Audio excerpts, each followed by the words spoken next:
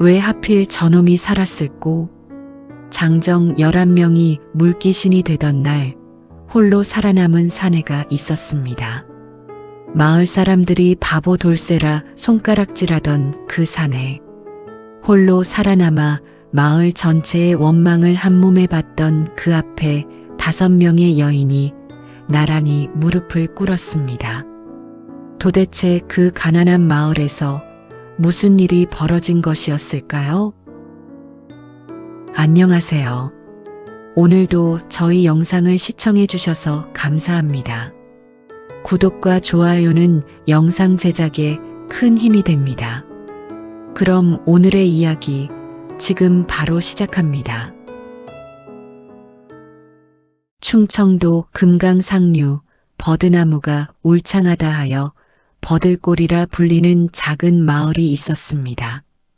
20가구 남짓 옹기종기 모여 사는 곳이었습니다.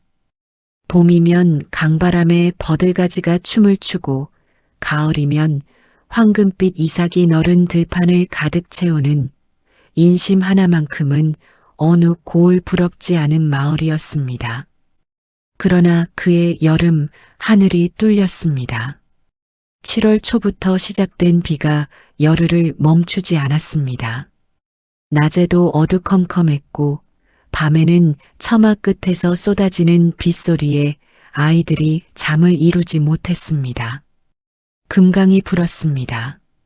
하루가 다르게 수위가 높아지더니 마침내 둑이 허물어지기 직전에 이르렀습니다. 저 둑이 무너지면 마을 전체가 물에 잠기는 것은 시간 문제였습니다. 마을의 장정들이 삽과 곡괭이를 들고 나섰습니다. 12명이었습니다. 이장 최서방, 농사 하나만큼은 고을에서 알아주던 강서방 말 수 없고 성실하기로 소문난 윤서방, 혼이 난 지 2해도 채 안 된 젊은 박서방, 마을에서 가장 힘이 좋다던 화은서방, 그리고 그 외 6명. 빗속에서 그들의 등이 하나씩 사라졌습니다. 부녀자들은 아이들을 품에 안고 뒷산으로 올랐습니다. 그것이 마지막 이별인 줄은 아무도 몰랐습니다. 급류는 무서웠습니다. 사람 힘으로 막을 수 있는 것이 아니었습니다. 밤새 싸우던 둑이 새벽녘에 기어이 무너졌고 성난 강물이 들판을 집어삼켰습니다. 12명 중 11명이 돌아오지 않았습니다. 흙탕물이 빠진 자리에 남은 것은 부서진 농기구 몇 점과 흙 속에 반쯤 묻힌 집신 한 짝뿐이었습니다. 살아 돌아온 건 단 1명이었습니다. 이돌이 26살 버들골 토박이 총각이었습니다. 마을 사람들이 오래전부터 바보 돌쇠라 불러온 사내였습니다. 말을 하면 한 박자씩 늦었고 누가 농담을 던져도 한참 뒤에야 웃었습니다. 어릴 적부터 그랬습니다. 총명하다는 소리 한번 들어보지 못하고 심부름이나 거들며 살아온 사람이었습니다. 그런 그가 살아남은 것은 눈물 나게도 어이없는 이유에서였습니다. 사흘 전 나무를 패다 도끼가 미끄러지는 바람에 발등을 찍히고 말았던 것입니다. 발을 동여맨 채 마당에 홀로 앉아있던 그는 장정들이 둑으로 뛰어가는 것을 그저 바라볼 수밖에 없었습니다. 천운이라면 천운이었습니다. 그러나 그 천운이 그를 더 깊은 구렁으로 밀어 넣었습니다. 홍수가 걷히고 살아남은 이들이 산에서 내려왔습니다. 5과부와 13명의 아이들, 그리고 거동이 불편한 노인 몇이 전부였습니다. 마을은 반쯤 허물어져 있었습니다. 담장이 무너지고 장독이 깨지고 노는 온통 진흙밭이 되었습니다. 마을 어기 느티나무 아래 노인 하나가 탁한 강물을 멍하니 바라보다가 혀를 찼습니다. 왜 하필 저놈이 살았을꼬? 아무도 반박하지 않았습니다. 반박할 수가 없었습니다. 눈빛이 먼저 말을 했습니다. 강보에 쌓인 젖먹이를 안고 서 있는 박 씨도 눈이 퉁퉁 부은 채 아이 손을 꼭 쥔 윤 씨도 모두 같은 방향을 바라보고 있었습니다. 절름발이로 마당을 오가는 도리를 향해 도리는 그 시선을 알았습니다. 밥상 앞에 앉으면 숟가락을 들 수가 없었습니다. 죽은 이들의 얼굴이 쌀밥 위에 떠올랐습니다. 강서방의 크고 거친 손이, 윤서방의 낮고 조용한 목소리가, 박서방이 혼인 날 수줍게 웃던 얼굴이, 밥 한 술이 목을 타고 내려가지 않았습니다. 사흘을 굶다시피 하던 어느 날 아침, 도리는 조용히 보따리를 쌌습니다. 나 같은 것이 있어봐야 집만 됩니다. 떠나겠습니다. 그런데 그날 밤이었습니다. 달도 없는 캄캄한 밤, 도리의 방문 앞에서 인기척이 났습니다. 문을 여니 5 여인이 서 있었습니다. 최 씨, 강 씨, 윤 씨, 박 씨, 황 씨. 남편을 잃은 5 과부가 나란히 서 있었습니다. 그리고 말없이 하나씩 무릎을 꿇었습니다. 하얀 소복이 달빛도 없는 마당에 내려앉는 것처럼 소리도 없이 도리는 뒷걸음질 쳤습니다. 무슨 말을 해야 할지 몰랐습니다. 5 여인의 손이 보였습니다.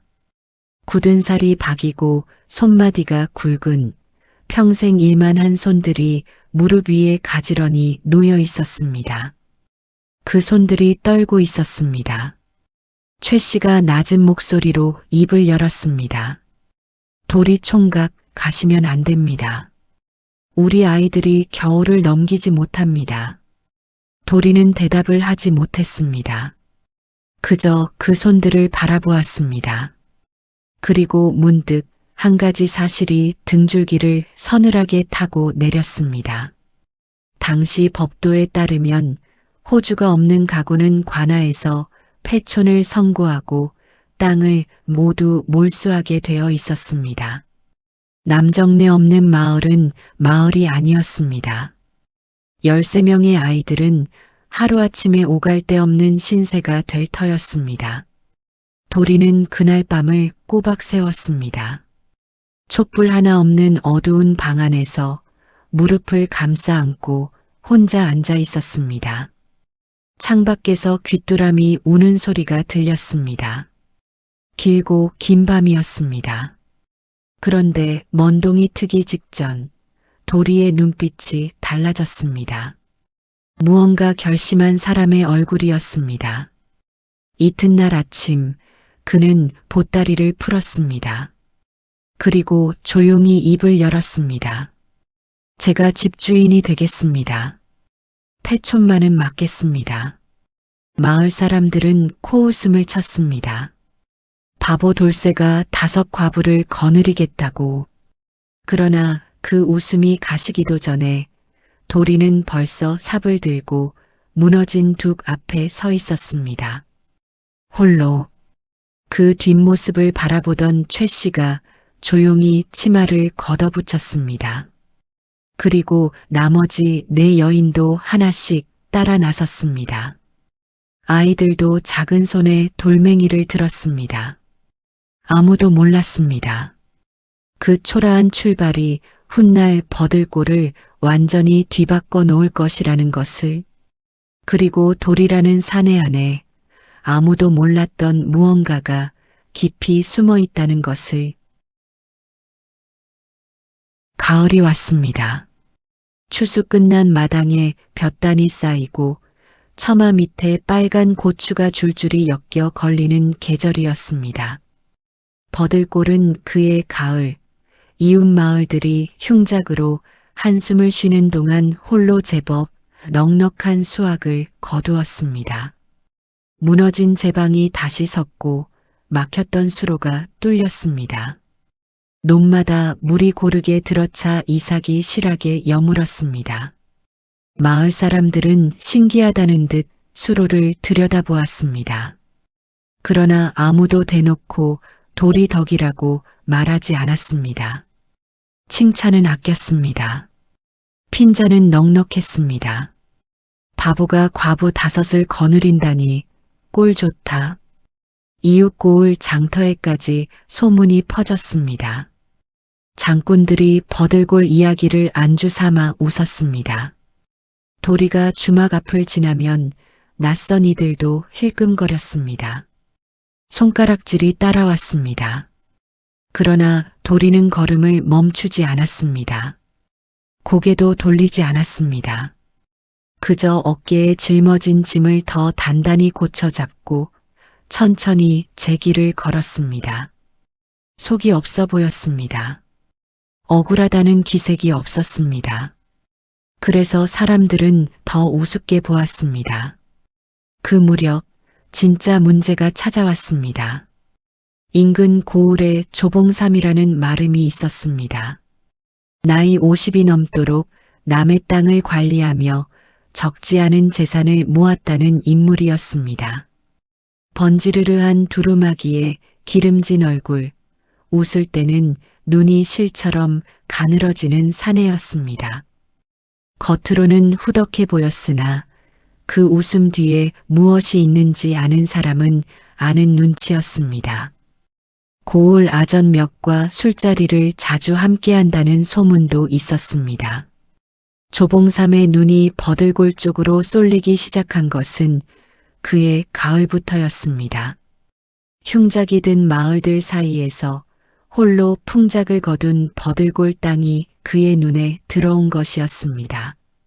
기름진 땅에 촘촘한 수로 놓치기 아까운 땅이었습니다. 그는 조용히 움직였습니다. 먼저 관아 아전에게 귀띔을 넣었습니다. 버들골 호주 이도리와 최 씨의 혼인 관계가 불분명하다고, 서류를 꾸몄다 하나 형식이 부실하다고, 그리고 며칠 후 관아로부터 공문이 한 장 날아들었습니다. 혼인 서류를 재검토하겠다. 토지 세금 장부를 제출하라. 기한 안에 답하지 못하면 폐촌을 검토하겠다는 내용이었습니다. 마을이 흔들렸습니다. 최 씨는 공문을 쥔 손이 떨렸습니다. 강 씨는 마당 한가운데 서서 한동안 아무 말도 하지 못했습니다. 아이들 앞에서 울 수도 없어 광에 들어가 혼자 한참을 있다 나온 윤 씨의 눈이 벌갰습니다. 도리는 공문을 천천히 읽었습니다. 2번 읽었습니다. 3번 읽었습니다. 그리고 조용히 내려놓았습니다. 걱정들 마십시오. 그게 전부였습니다. 5 여인은 그 짧은 말이 못 믿어왔습니다. 바보 돌쇠가 관아 일을 무슨 수로 해결한다는 것인지. 최 씨는 그날 밤 이불을 뒤집어 쓰고 속으로 울었습니다. 아이들 얼굴이 눈에 밟혀 잠을 이루지 못했습니다. 그런데 그 즈음 마을 안에서도 이상한 일이 생기기 시작했습니다. 황신의 헛간에 쌓아두었던 볕단이 하룻밤 사이에 절반으로 줄어 있었습니다. 처음엔 짐승이 들어온 줄 알았습니다. 그러나 짐승 발자국은 없었습니다. 며칠 후엔 강신의 된장 항아리 하나가 감쪽같이 사라졌습니다. 담장이 낮은 집이라 동네 어귀에서도 보이는 자리에 있던 항아리였습니다. 사람이 들어왔다는 뜻이었습니다. 밤중에 몰래. 수상한 것은 또 있었습니다. 조봉삼이 마을에 직접 나타났습니다. 마름나리가 행차하셨다며 하인 2을 앞세우고 버들골 어귀에 들어서더니 집집마다 슬쩍 기웃거렸습니다. 밭두렁을 걸으며 땅을 발로 툭툭 차보기도 하고 수로 옆에 쭈그리고 앉아 물길을 한참 살펴보기도 했습니다. 그러면서 연신 웃었습니다. 실눈으로. 아이들이 그 뒤를 조용히 따라다니다가 조봉삼이 하인과 주고받는 말을 귀동냥했습니다. 자세히 들리지는 않았지만 겨울 전에 서류만 잡으면이라는 말이 들렸다고 했습니다. 그 말을 전해 들은 최 씨의 얼굴이 굳었습니다. 도리 총각. 저자가 그냥 물러날 사람이 아닌 것 같습니다. 압니다. 도리는 그날부터 밤마다 방 안에 틀어박혔습니다. 촛불을 켜고 무언가를 들여다보는 것 같았습니다. 무엇을 보는지 아무도 몰랐습니다. 문틈으로 흘러나오는 불빛만 보일 뿐이었습니다. 다음 날 아침이면 아무 일 없다는 듯 삽을 들고 나갔습니다. 그러던 어느 날 밤이었습니다. 박 씨의 세 살배기 막내가 뒤란에서 놀다 낯선 사내를 보았다고 했습니다. 키가 크고 검은 두루마기를 입은 사내가 담장 밖에서 안을 들여다보고 있었다고. 아이가 손가락으로 가리켰을 때는 이미 사라지고 없었습니다. 조봉삼을 따라왔던 하인 중 하나와 키와 차림이 비슷했습니다. 그러나 확인할 방법이 없었습니다. 도리는 그 이야기를 듣고 잠시 멈추었다가 말없이 고개를 끄덕였습니다. 그날 밤 도리는 방 안에 들어가 문을 걸었습니다. 촛불빛이 창호지에 비쳤습니다. 한참 후 촛불이 꺼졌습니다. 마당이 고요해졌습니다. 찬바람에 낙엽이 사각거렸습니다. 자정이 넘을 무렵이었습니다. 도리의 방 쪽에서 낮고 무거운 소리가 들려왔습니다. 무언가 쓰러지는 소리, 그리고 짧고 굵은 신음소리였습니다. 황 씨가 먼저 잠에서 깨어 귀를 기울였습니다. 최 씨도 일어나 마당을 내다보았습니다. 그러나 사방이 어두웠고 소리는 한 번, 두 번, 그리고 뚝 끊겼습니다. 이튿날 새벽 최 씨가 도리의 방문을 두드렸습니다. 대답이 없었습니다. 문을 열었습니다. 방 안은 비어 있었습니다. 도리가 없었습니다. 그런데 이상한 것이 있었습니다. 방 안 한쪽 구석, 촛불 옆에 낡은 도면 하나가 반듯하게 펼쳐져 있었습니다. 그 위에 새로 덧그린 선들이 가득했습니다. 먹이채 마르지 않아 있었습니다. 그리고 도면 한쪽 귀퉁이에 작은 글씨로 무언가가 적혀 있었습니다. 최 씨가 가까이 들여다보았습니다. 사흘 후 관하로 가시오. 그게 전부였습니다. 도리가 사라졌습니다. 아침 안개가 채 거치지 않은 마당에 서서 다섯 여인은 텅 빈 방문을 바라보았습니다. 말이 없었습니다. 강 씨가 먼저 뒤란을 돌아보았고 윤 씨가 우물가를 살폈습니다. 황 씨는 마을 어귀까지 나가 좌우를 둘러보았습니다. 아무 데도 없었습니다. 최 씨는 다시 방 안으로 들어가 도면을 집어들었습니다. 물길이었습니다. 버들골수로가 아니었습니다. 훨씬 넓은 범위였습니다. 인근 세 고을에 걸친 물길이 세밀하게 그려져 있었고 그 위에 새로 덧그린 선들이 촘촘했습니다. 아버지에게서 물려받은 것임이 분명한 수십 년 된 도면이었습니다. 최 씨는 고개를 갸웃했습니다. 이것을 혼자 그렸다고? 역시 겁이 나서 도망친 것이요. 강 씨가 낮게 내뱉었습니다. 아무도 대꾸하지 않았습니다. 그러나 최 씨는 선뜻 그 말에 동의할 수가 없었습니다. 도망치는 사람이 도면을 반드시 펼쳐두고 가지는 않습니다. 그것도 사흘 후 관하로 가시오라는 말을 남기고. 그런데 이상한 것이 또 있었습니다. 도리의 보따리가 그대로였습니다. 봄부터 가을까지 도리가 입던 옷가지들이 고스란히 개켜져 방 안에 남아 있었습니다. 붓과 먹도 제자리에 있었습니다. 없어진 것은 단 하나, 도리의 낡은 갓집뿐이었습니다. 최 씨는 그 갓집이 어디 있었는지 떠올렸습니다. 도리가 아버지 유품이라며 항상 소중히 다루던 것이었습니다. 그 안에 무언가가 들어있다는 것을 본 사람이 없었습니다. 사흘이 지났습니다. 관아에서 두 번째 공문이 날아들었습니다. 기한이 열흘 남았다는 내용이었습니다. 마을 분위기가 무겁게 가라앉았습니다. 아이들은 눈치를 보며 조용했고 노인들은 한숨을 쉬었습니다. 황 씨는 밤마다 아이들을 재워놓고 혼자 마루에 앉아 달을 올려다보았습니다. 닷새째 되던 날 저녁이었습니다. 마을 어기 느티나무 아래에 낯선 노인 하나가 나타났습니다. 허리가 굽고 지팡이를 짚은 이르는 좋게 되어 보이는 영감이었습니다. 남루한 차림이었으나 눈빛만큼은 맑고 형형했습니다. 노인은 최 씨를 찾아왔습니다. 그리고 대뜸 말했습니다. 이돌이 그 총각이 보냈소. 최 씨의 눈이 커졌습니다. 노인은 자신을 이방석이라 했습니다. 젊은 시절 수십 년을 관아 이방으로 일하다 물러난 인물이었습니다.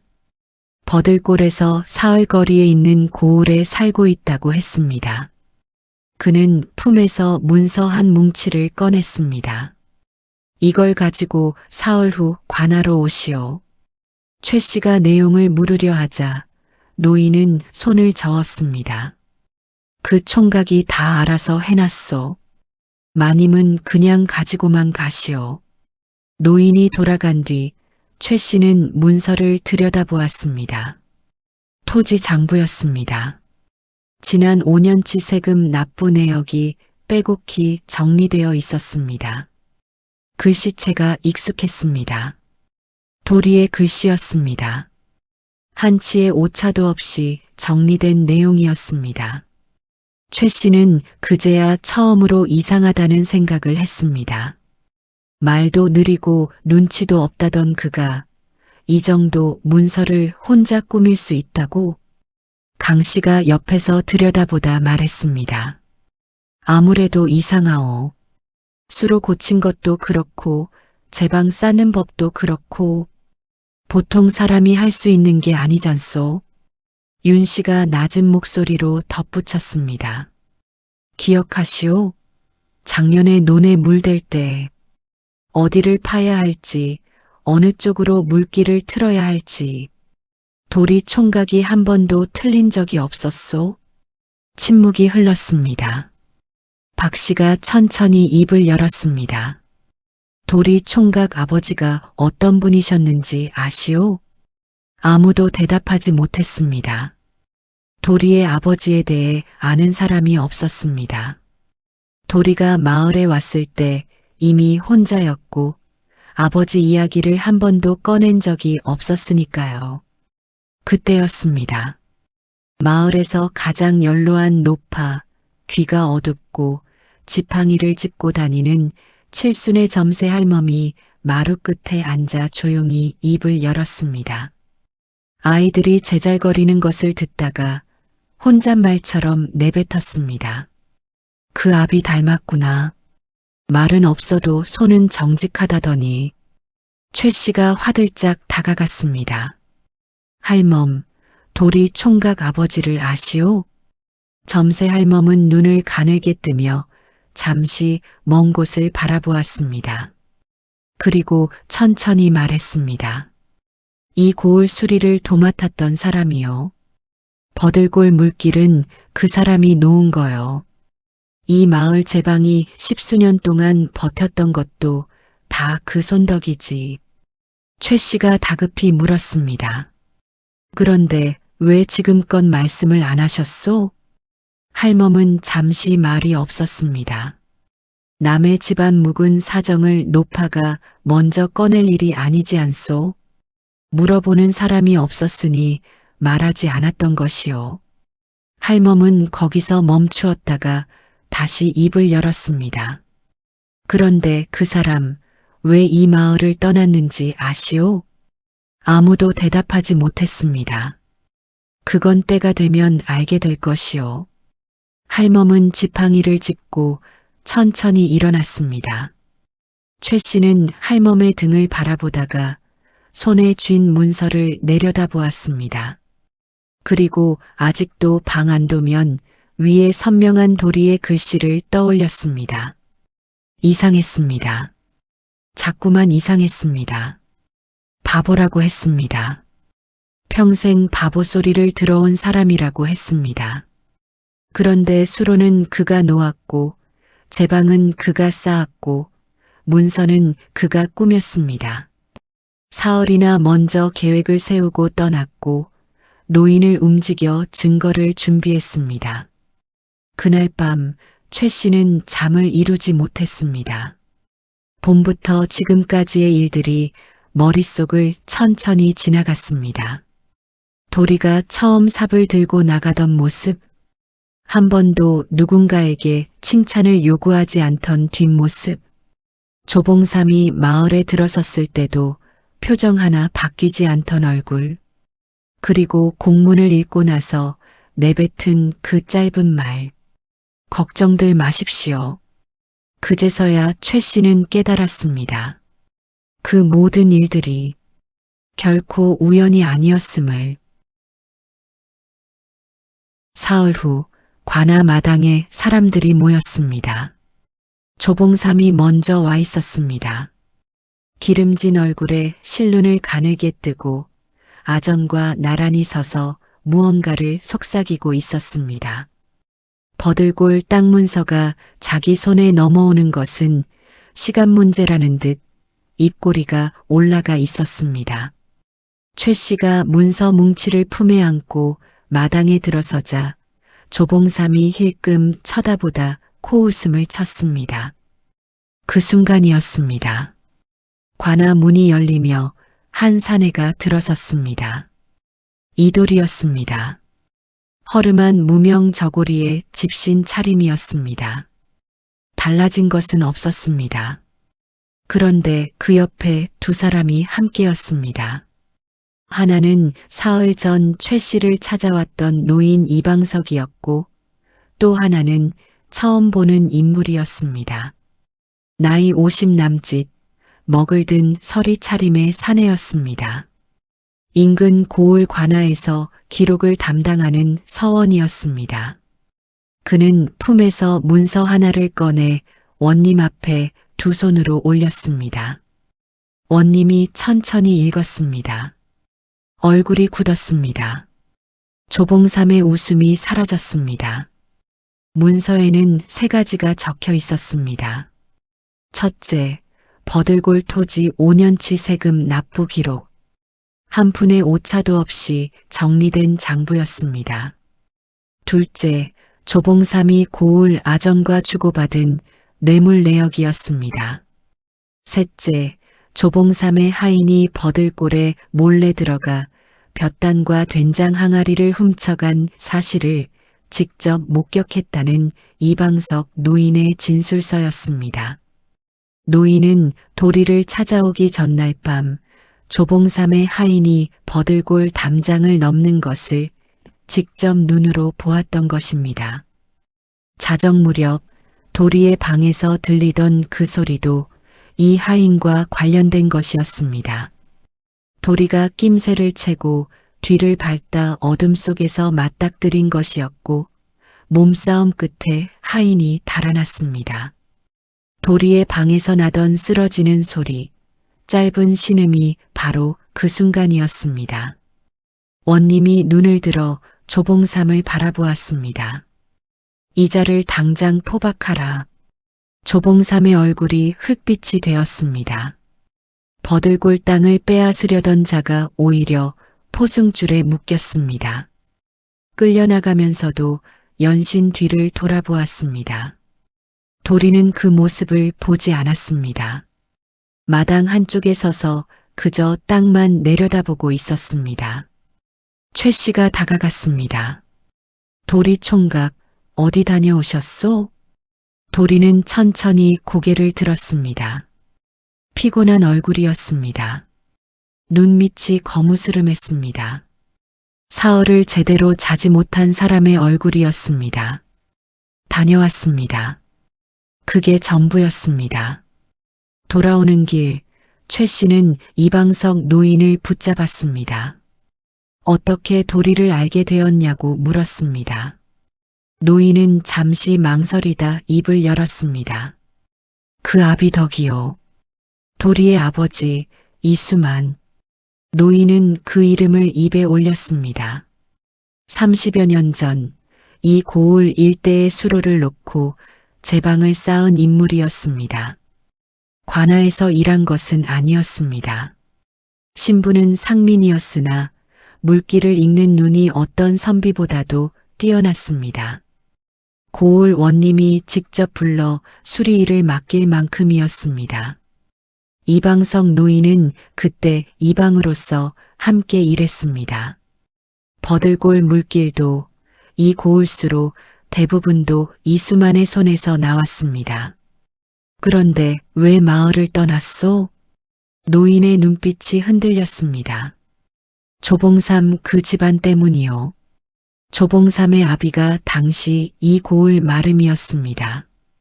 이수만이 놓은 수로 덕에 땅값이 오르자 공을 가로채려 했습니다. 이수만이 거부하자 수리장부를 위조하여 공금을 횡령했다는 죄를 뒤집어 씌웠습니다. 이수만은 억울함을 호소했으나 상민의 말을 들어주는 곳이 없었습니다. 결국 마을을 떠날 수밖에 없었습니다. 어린 도리를 데리고 최 씨는 걸음을 멈추었습니다. 그럼 도리 총각은 알고 있었던 것이요? 조봉삼이 그 집안 자식이라는 것을. 노인이 고개를 끄덕였습니다. 처음부터 알았을 것이요. 그 아이 아버지한테 다 들었을 테니까. 최 씨의 발이 그 자리에 굳었습니다.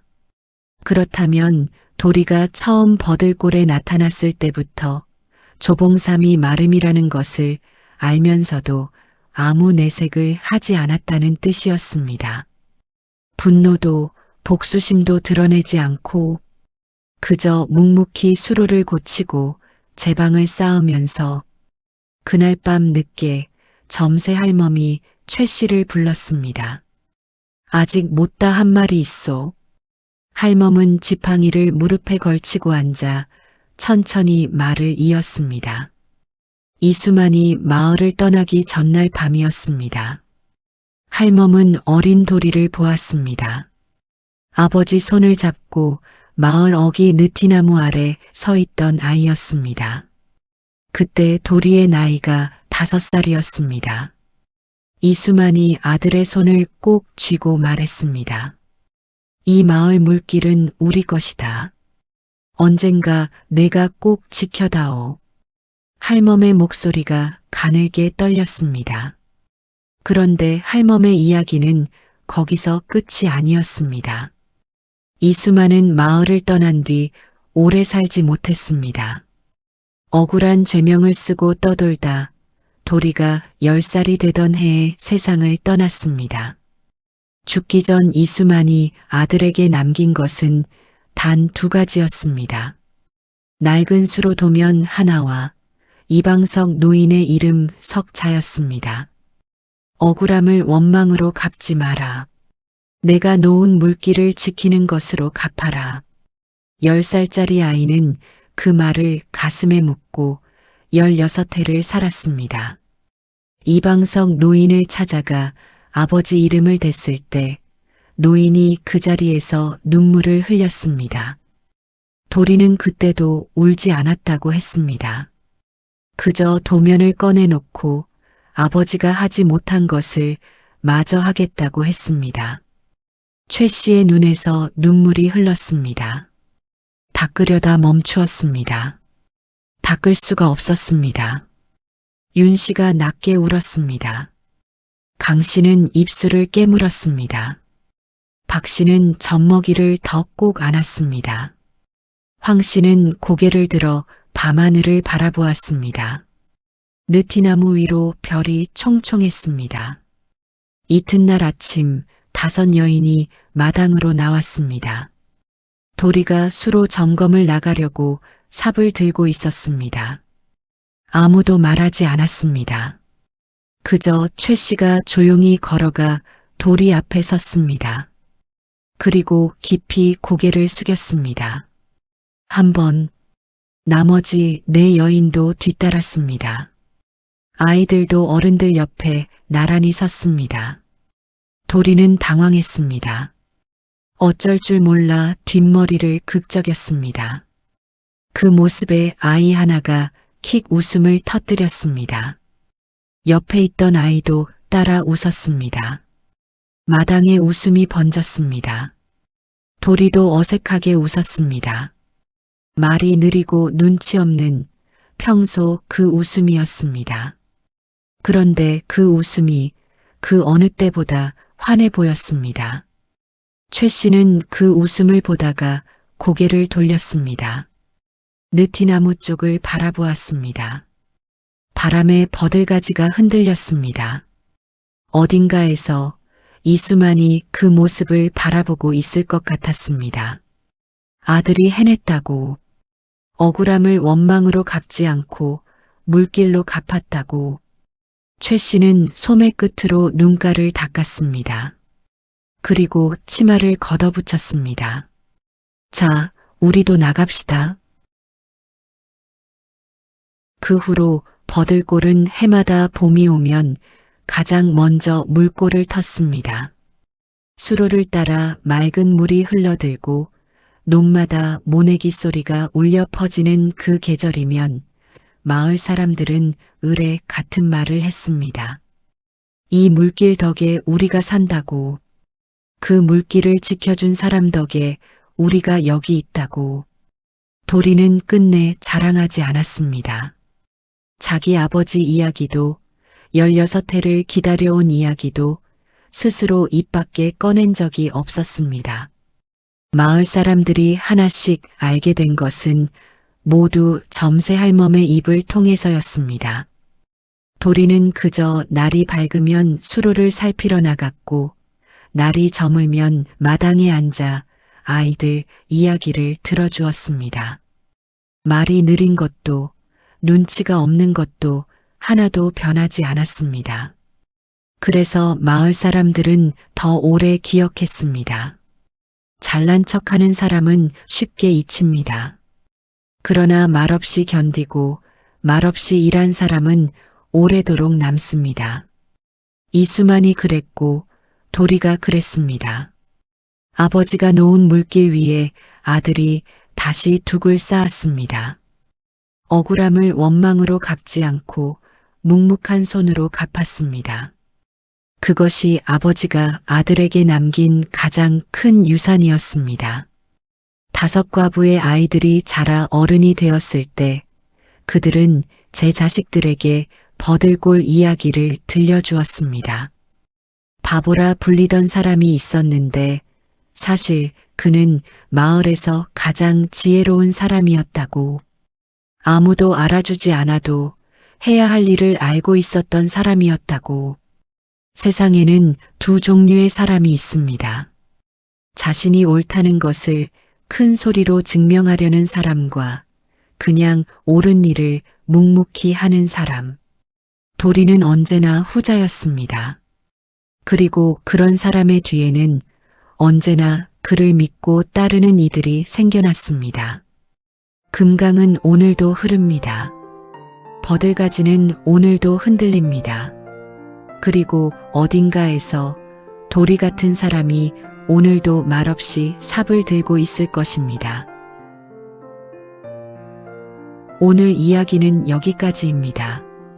구독과 좋아요 꼭 눌러주시고 어디서 듣고 계신지 댓글로 남겨주세요.